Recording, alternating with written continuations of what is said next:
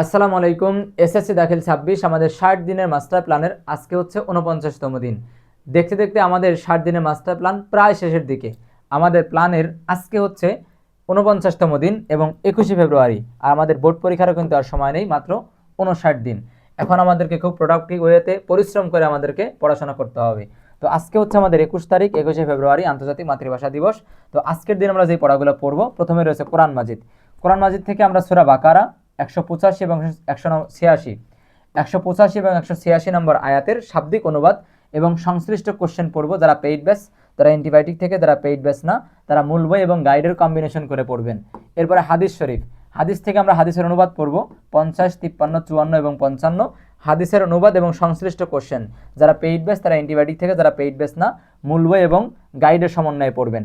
এরপরে রয়েছে Arabic second part. Arabic second পার্টের প্রবন্ধ রচনা, এই যে কোরআনুল কারিম, এইটা ইনশাল্লাহ এবার 100% কমন, ইনশাল্লাহ ভেরি ভেরি ইম্পর্টেন্ট এবং 100% কমন এইটাই আসবেন ইনশাল্লাহ।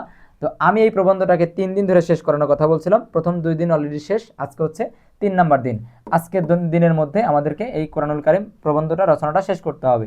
এরপরে আকাইদ ফিকা, আকাইদ ফিকা মিরাজ, এই যে মিরাজ সম্পর্কিত যে কোশ্চেনটা আছে এবার খুব গুরুত্বপূর্ণ, এটা যে কোনো কোম্পানির গাইডের মধ্যে আছে, এটা আমাদের আজকের দিনের পড়া। এরপর হচ্ছে বাংলা সেকেন্ড পার্ট সারাংশ, এখানে 2টা সারাংশ রয়েছে, আশা করছি 2টাই মূল বইয়ের মধ্যে আছে।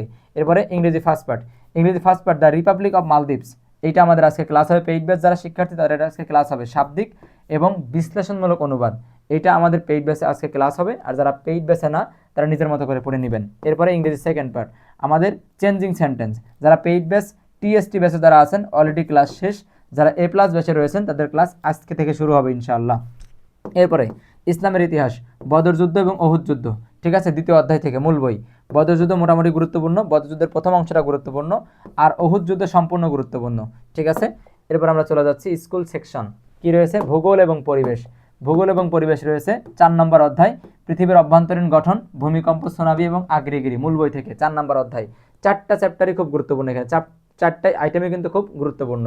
এবার রয়েছে অর্থনীতি, অধ্যায় নাম্বার 3, 3.1, 3.2, 3.4, খুবই গুরুত্বপূর্ণ টপিক।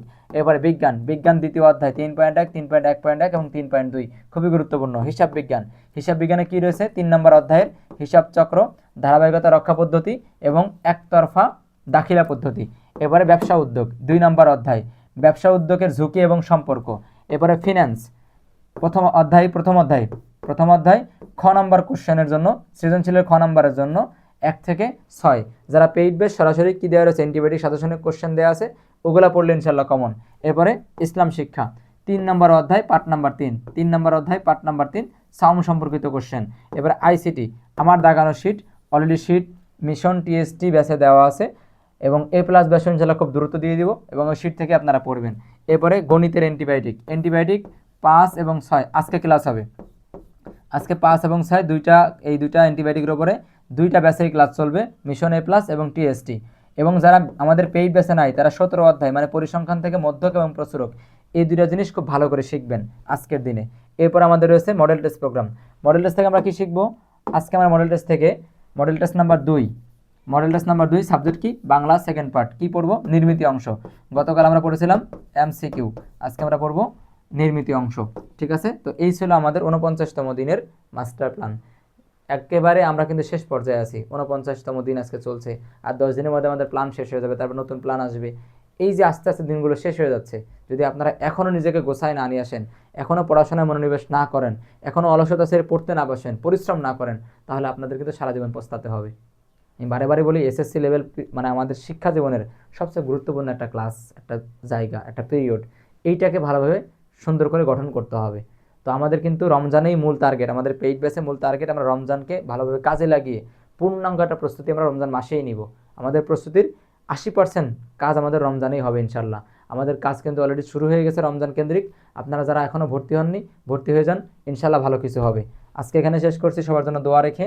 আসসালামু আলাইকুম রহমতুল্লাহ।